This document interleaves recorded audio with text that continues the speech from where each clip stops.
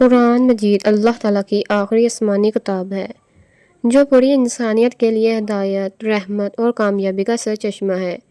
اس عظیم کتاب کی ابتدا جس سورت سے ہوتی ہے وہ سورت فاتحہ ہے۔ فاتحہ کے معنی ہے آغاز یا ابتدا، اسی لیے اسے قرآن کا دروازہ بھی کہا جاتا ہے۔ یہ سورت صرف 7 آیات پر مشتمل ہے، لیکن اپنے اندر ایسا علم، حکمت اور ہدایت رکھتی ہے کہ علماء نے اسے پورے قرآن کا خلاصہ قرار دیا ہے۔ رسول اللہ صلی اللہ علیہ وسلم نے سورت فاتحہ کی بہت فضیلت بیان فرمائی۔ صحیح احادیث سے معلوم ہوتا ہے کہ یہ قرآن کریم کی سب سے عظیم سورت ہے۔ ایک مرتبہ نبی کریم صلی اللہ علیہ وسلم نے حضرت ابی بن کعب رضی اللہ تعالیٰ عنہ سے فرمایا کہ میں تمہیں قرآن کی سب سے عظیم سورت بتاتا ہوں۔ پھر آپ نے سورت فاتحہ کی تلاوت فرمائی۔ اس سے معلوم ہوتا ہے کہ اللہ تعالیٰ نے اس سورت کو ایک خاص مقام عطا فرمایا ہے۔ سورت فاتحہ کو ام القرآن اور ام کتاب بھی کہا جاتا ہے، یعنی قرآن کی اصل اور بنیاد۔ اس کی وجہ یہ ہے کہ قرآن کے بنیادی عقائد جیسے اللہ کی وحدانیت، اس کی ربوبیت، اس کی رحمت، قیامت، عبادت اور ہدایت کی دعا سب اس مختصر سورت میں جمع کر دیے گئے ہیں۔ اس سورت کی سب سے پہلی آیات بسم اللہ الرحمن الرحیم سے شروع ہوتی ہے۔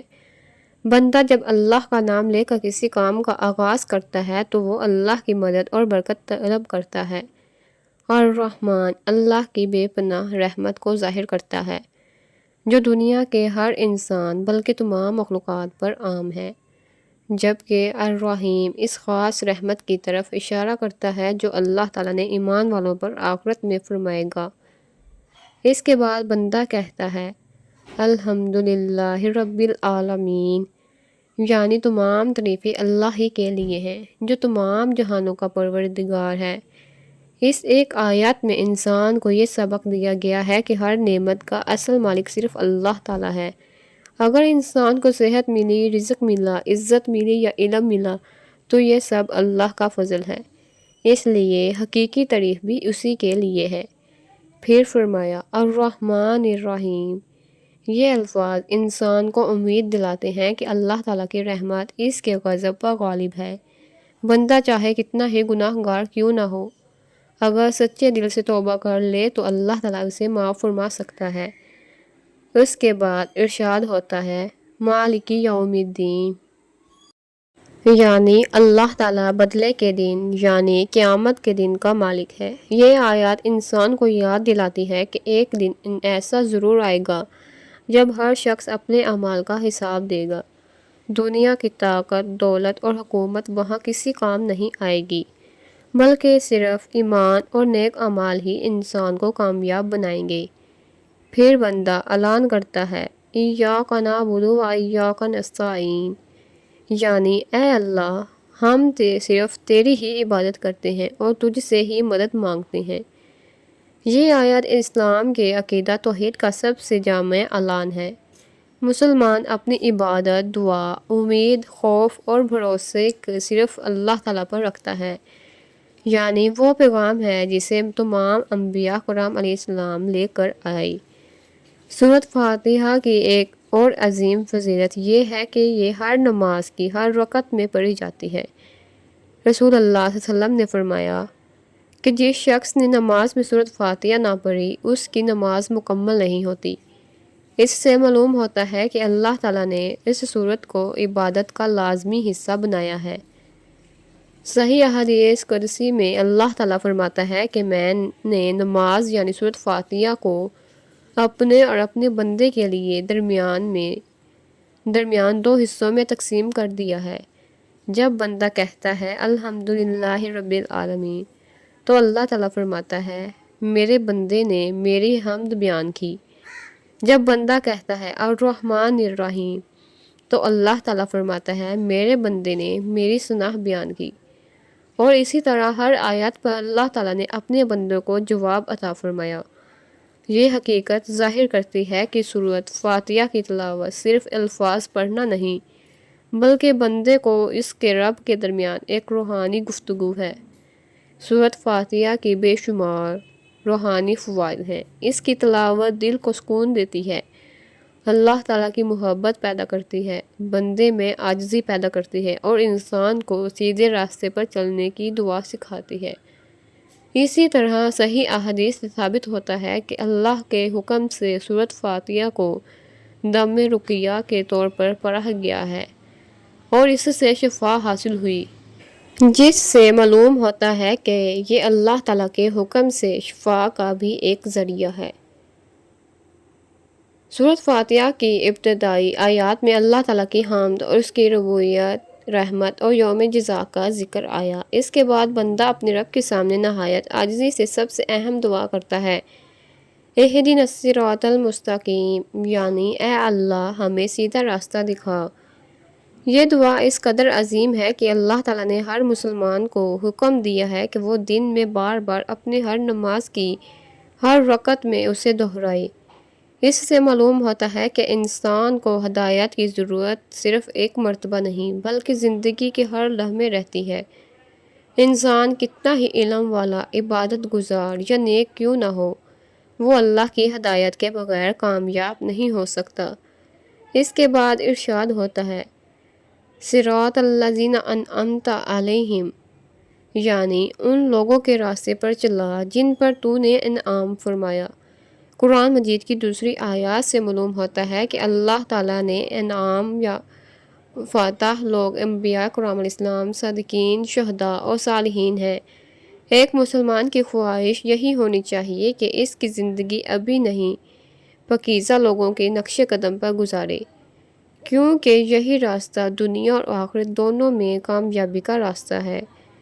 پھر بندہ دعا کرتا ہے، غیر المغضوب علیہم ولا الضالین، یعنی ان لوگوں کے راستے پر نہیں جن پر تیرا غضب ہوا، اور نہ ہی گمراہوں کے راستے پر۔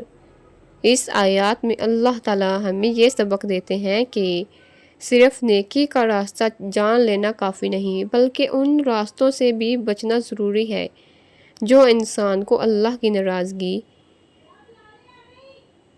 یا گمراہی کی طرف لے جاتے ہیں۔ ایک مومن ہمیشہ اللہ سے دعا کرتا ہے کہ وہ اسے ہر قسم کی گمراہی، تکبر، ظلم، حسد، نفاق اور ہر برے اعمال سے محفوظ رکھے۔ سورۃ فاتحہ کے روحانی راز۔ سورۃ فاتحہ کا سب سے بڑا راز یہ ہے کہ یہ بندے کو اللہ تعالیٰ سے جوڑ دیتی ہے۔ جب انسان خلوص دل سے اس کی تلاوت کرتا ہے تو اس کے دل میں اللہ کی عظمت، محبت، امید اور خوف پیدا ہوتا ہے۔ وہ سمجھ جاتا ہے کہ حقیقی مددگار صرف اللہ تعالیٰ ہے اور اسی سے دعا کرنی چاہیے۔ اس سورت کا دوسرا راز یہ ہے کہ اس میں دعا مانگنے کا بہترین طریقہ سکھایا گیا ہے۔ پہلے اللہ کی حمد و ثنا کی جاتی ہے، پھر اس کی صفات بیان کی جاتی ہے، اس کے بعد اپنی بندگی کا اقرار کیا جاتا ہے اور آخر میں اپنی ضرورت یعنی ہدایت کی دعا کی جاتی ہے، یعنی آداب دعا ہے۔ صحیح احادیث میں آتا ہے کہ بعض صحابہ کرام رضی اللہ تعالیٰ عنہ نے اس قبیلے کے سردار پر سورۃ فاتحہ پڑھ کر دم کیا جو بچھو کے ڈنگ سے تکلیف میں تھا۔ اللہ تعالیٰ نے اسے شفا عطا فرمائی۔ جب یہ واقعہ رسول اللہ صلی اللہ علیہ وسلم کو بتایا گیا تو آپ صلی اللہ علیہ وسلم نے اس عمل کو تائید فرمائی۔ اس سے معلوم ہوتا ہے کہ سورۃ فاتحہ اللہ کے حکم سے روحانی شفا کا ذریعہ ہے، لیکن شفا دینے والا صرف اللہ تعالیٰ ہی ہے۔ سورۃ فاتحہ کے چند اہم فوائد۔ دل میں اللہ تعالیٰ کی محبت اور خشیت پیدا ہوتی ہے۔ نماز میں خضوع بڑھتا ہے۔ انسان کو ہر وقت اللہ پر بھروسہ کرنے کی تعلیم ملتی ہے۔ دعا مانگنے کا صحیح طریقہ سیکھنے کو ملتا ہے۔ قرآن کریم کی بنیادی عقائد سمجھ میں آتے ہیں۔ اللہ کے حکم سے روحانی سکون اور اطمینان حاصل ہوتا ہے۔ بندہ ہر روز کئی مرتبہ ہدایت کی دعا کرتا ہے جس سے اس کا ایمان تازہ رہتا ہے۔ علماء کرام نے لکھا ہے کہ اگر کوئی شخص سورۃ فاتحہ کو معنی پر غور کرتے ہوئے اسے پڑھے تو اس کے دل میں عاجزی، شکر گزاری اور اللہ پر توکل کی کیفیت پیدا ہوتی ہے، یعنی کیفیت ایک مومن کی اصل دولت ہے۔ اسی لیے رسول اللہ صلی اللہ علیہ وسلم اس صورت کو بڑی اہمیت بیان فرماتے تھے، اور صحابہ کرام رضی اللہ تعالیٰ عنہ بھی اسے غیر معمولی عظمت کی نگاہ سے دیکھتے تھے۔ یہ صرف نماز میں پڑھی جانے والی صورت نہیں بلکہ ایک مکمل دعا، ایک مکمل عقیدہ اور ایک مکمل طرز زندگی کا پیغام ہے۔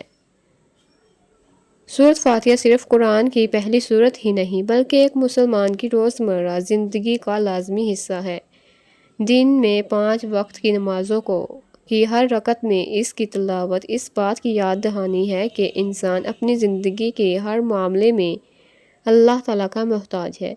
جب بندہ بار بار اہدنا الصراط المستقیم پڑھتا ہے تو وہ اپنے رب سے صرف دنیا کی کامیابی نہیں بلکہ دنیا اور آخرت دونوں کی بھلائی مانگ رہا ہوتا ہے۔